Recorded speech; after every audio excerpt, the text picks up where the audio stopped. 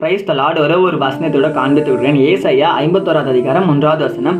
நீதியை பின்பற்றி கர்த்தரை தேடுகிற நீங்கள் எனக்கு செவி கொடுங்கன்னு சொல்லி இன்னைக்கு ஆண்டவர் உங்களை பார்த்து சொல்றாருங்க.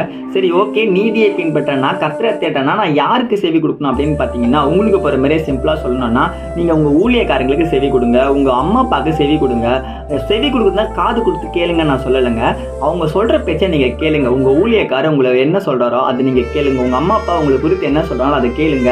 நான் என் இஷ்டப்படி தான் வாழ்வேன், என் இஷ்டத்துக்கு தான் நான் இருப்பேன், அதெல்லாம் நீங்க கேட்காதீங்க. என் வாழ்க்கை நான் எப்படி வேணா முடிவு எடுத்துப்பேன், எனக்கு பிடிச்ச பையனை நான் தேர்ந்தெடுத்துப்பேன், எனக்கு பிடிச்ச பொண்ணை நான் தேர்ந்தெடுத்துப்பேன், எனக்கு பிடிச்ச வேலையை நான் பார்த்துப்பேன் அப்படின்னு சொல்லி நீங்க இஷ்டத்துக்கு நீங்க வாழாதீங்க. ஏன்னா கர்த்தர் சித்தம் வந்து நம்ம குடும்பத்தின் மேலே, நம்ம ஊழியக்காரர் மேலே, நம்ம சபை மேலே தான் இருக்கும். நீங்க கர்த்தர் சித்தத்தின்படி இருக்கணும் அப்படின்னா நீங்க உங்க பெற்றோர்களுக்கு கீழ்படுகிற பிள்ளையா, உங்க ஊழியக்காருக்கு கீழ்படுகிற பிள்ளையா, நீங்க சுத்தி இருக்க ஜனங்களுக்கு நீங்க சாட்சியா வாழணும்னு சொல்லி நீங்க ஆண்டு சொல்றாங்க. அப்படிப்பட்ட வாழ்க்கை வாழ்ற பிள்ளைகளா நீங்க இருக்கீங்கன்னா உங்க ஜெபத்தை கர்த்தர் நிச்சயமா கேட்பாரு. உங்களுக்கு அவர் செவி கொடுப்பாரு. நீங்க